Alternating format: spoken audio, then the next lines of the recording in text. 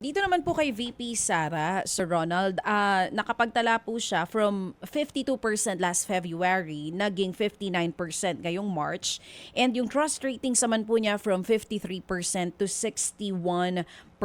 Tapos tinitignan ko po dito, pinakamalaking pagtaas ng approval rating po niya sa Metro Manila. Tama po ba ito? At maging sa Mindanao. Ano po ang pangunahing dahilan din ng pagtaas naman ng trust at approval ratings po ng Vice Presidente? Yung pagtaas niya sa NCR, parang nag-warm up ulit sa kanila ang NCR, no?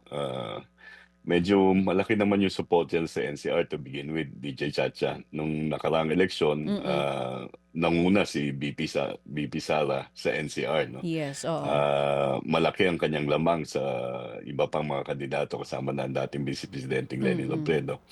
Bumaba itong kanyang pagtitiwala noong Pebrero, dahilan na rin siguro doon sa impeachment case. Pero Mm. maaring ito tumaas, maaring ang sabi nga ng iba dahil sa simpatiya doon sa kanilang projection na inaapi ang kanyang pamilya at di umano'y kinidnap at hindi inaresto ang kanyang ama, no? Ang isa pang tumaas ay yung sa Visayas, no? Alam naman natin na medyo may kalakasan na sila sa Visayas to begin with. Nanatiling mayorya ang kanyang approval at trust doon nung Pebrero at umakyat ng halos na lagpas ng 15 puntos ang pagtitiwala at approval doon. So, parang nanumbalik lang yung suporta. Maaring doon sa mga lugar na yan ay meron na talagang taga-suporta niya at medyo na-activate na lang, no, nitong mga pangyayari, kaganapan bago ginawa yung survey. Oo, dito rin sa survey na ginawa po ninyo, kanina yung sinasabi ni Sir Ted, kung naaapektuhan na po ba yung endorsement ng Pangulo dun sa mga senador. Ngayon, sa makikita natin dito, kung tumaas si Sara sa approval at trust ratings, ito pong mga kaalyado naman yung mga senador, nakita rin natin yung pagtaas po nila sa mga survey. So, makikita po ba natin dito na kumbaga yung talagang paksyon ay hati? Kung tataas si VP Sara, kasabay po nun yung mga ine-endorso din po niyang senador?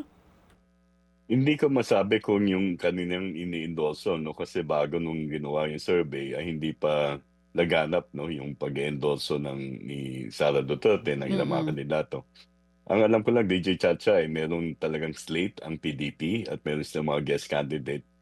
At nakita namin sa survey na ito noong Marso na sa Mindanao at Central Visayas ay malaki ang inakyat ng mga kandidato nitong PDP at yung kanilang mga guest candidate. Sa Region 11 nga, yung Davao, yung unang 10, yung nangunguna na 10 sa Region 11 ay lahat ay PDP at guest candidate ng PDP. So sa makatwid ay parang nagkaroon ng pagkakahati, no? May mga lugar na dati-dati alam natin malakas ang mga Duterte na parang ang kanilang pagtugon ay pagsuporta doon sa mga kandidato ng partido ng Pangulo o yung mga kaalyado ng Pangulo.